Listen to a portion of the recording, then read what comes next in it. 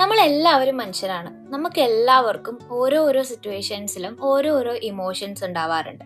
പക്ഷേ അതിൽ ഏറ്റവും പ്രധാനപ്പെട്ട ഒരു ഇമോഷനാണ് ആങ്കർ എന്ന് പറയുന്നത്. നമുക്ക് ഒരാളോട് ആങ്കർ തോന്നാം പല സിറ്റുവേഷൻസിൽ. പക്ഷേ ഈ ആങ്കർ പ്രകടിപ്പിക്കാൻ പറ്റാത്ത ആൾക്കാരുണ്ട്. പേരൻസ്, ടീച്ചേഴ്സ്, നമ്മൾ ജോലി ചെയ്യുന്ന സ്ഥലത്ത് മാനേജർ, HR, ഇവരുടെ അടുത്തൊക്കെ നമുക്ക് ദേഷ്യം തോന്നുമെങ്കിലും ഇതൊരിക്കലും നമുക്ക് പ്രകടിപ്പിക്കാൻ പറ്റത്തില്ല. ഇത് നമ്മൾ ആ ഒരു ഇമോഷൻ, ആങ്കർ എന്ന് പറയുന്ന ഒരു ഇമോഷനെ നമ്മൾ ഹോൾഡ് ചെയ്ത് വെക്കും. ആങ്കർ എന്നല്ല, പല ടൈപ്പ് ഇമോഷൻ ഉണ്ട്. ഞാനിവിടെ ആങ്കർ ആണ് ഹൈലൈറ്റ് ചെയ്ത് പറയുന്നത്.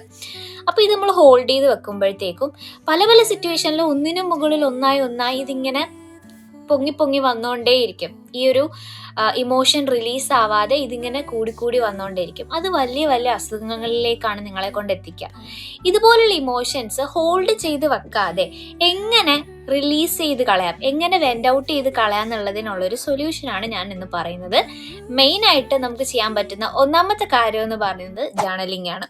ജേർണലിംഗ് എന്ന് പറയുമ്പോൾ പ്രോപ്പറായിട്ട് ഒരു മെത്തേഡ് ഫോളോ ചെയ്യണമെന്നല്ല, എഴുതുക. ഇപ്പം എനിക്ക് എൻ്റെ ഒരു പേരൻറ്റിൻ്റെ അടുത്ത് എനിക്ക് ഭയങ്കരമായിട്ടൊരു ദേഷ്യമുണ്ട്. സിമ്പിളായിട്ടുള്ള എന്തെങ്കിലും ഒരു കാര്യത്തിനായിരിക്കും ഞാൻ ദേഷിക്കുന്നത്. പക്ഷേ എൻ്റെ മദർ ആയതുകൊണ്ട് അല്ലെങ്കിൽ എൻ്റെ ഫാദർ ആയതുകൊണ്ട് എനിക്ക് അവരുടെ അടുത്ത് പോയിട്ട് എൻ്റെ ആ ഒരു ദേഷ്യം എനിക്ക് വന്ന രീതിയിൽ അവരുടെ അടുത്ത് എക്സ്പ്രസ് ചെയ്യാൻ പറ്റില്ല. അങ്ങനത്തെ സാഹചര്യങ്ങളിൽ നമുക്ക് ആ വന്ന ആങ്കർ അതുപോലെ തന്നെ കൈകൊണ്ട് ഒരു ബുക്കിൽ എഴുതുക, ഒരു പേപ്പറിൽ എഴുതുക. നമ്മൾ എഴുതുമ്പോഴത്തേക്കും നമുക്ക് ഉണ്ടായ ഒരു ഇമോഷൻ എഴുതുമ്പോൾ ആ ഒരു എല്ലാ ഭാഗങ്ങളും നമുക്ക് വരുമല്ലോ. ആ ഒരു എല്ലാ ഇമോഷൻസും വന്നിട്ടായിരിക്കുമല്ലോ നമ്മളൊരു പേനയിലത് ബുക്കിലേക്ക് അത് പതിപ്പിച്ചെടുക്കാം.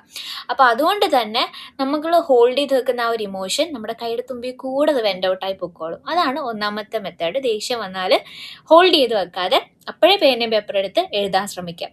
രണ്ടാമത്തെ കാര്യം എന്ന് പറയുന്നത് ക്ലോസ് ആയിട്ടുള്ള ഒരു ഫ്രണ്ടിൻ്റെ അടുത്ത് സംസാരിക്കുക.